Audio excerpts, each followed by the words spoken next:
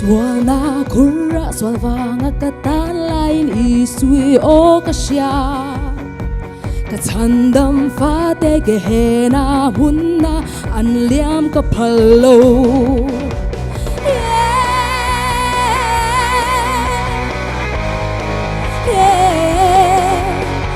Ngay tu iswan kay ang aswal po min mangay mintan Kaswal zong nga bauta ama akadin ni naming kafakto ang kafakto ang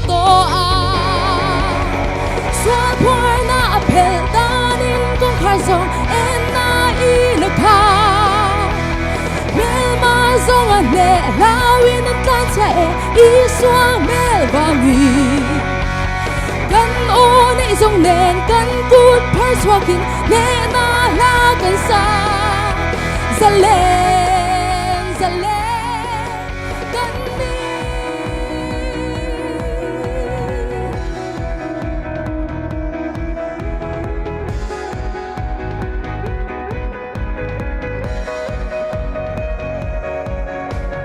Kay ma may swan daw ral ka ngam lâu ka ne dâu lâu ka siya Heswal thi mata hi ka zalen thei nan than chuak tu ka nga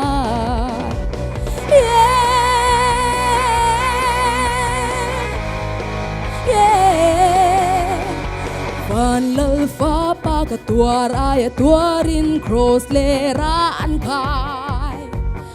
Hisen luluang chuan min tlan chuaka zalen na min pe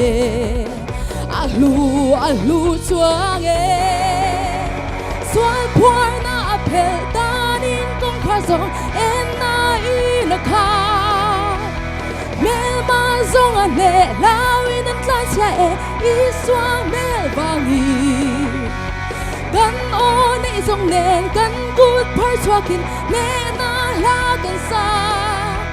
zalen kan ni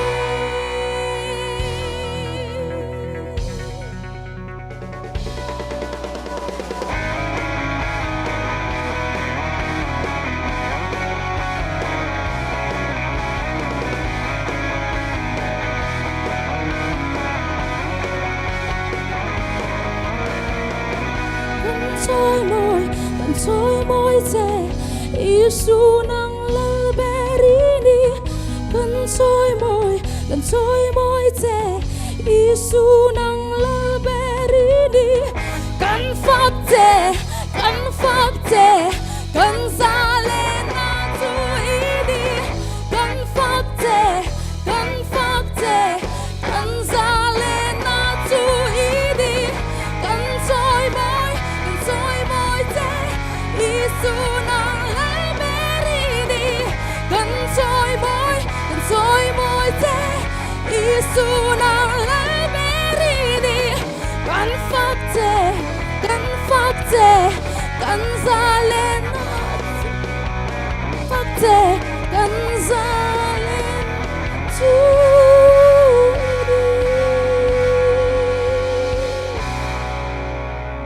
Paro pui berose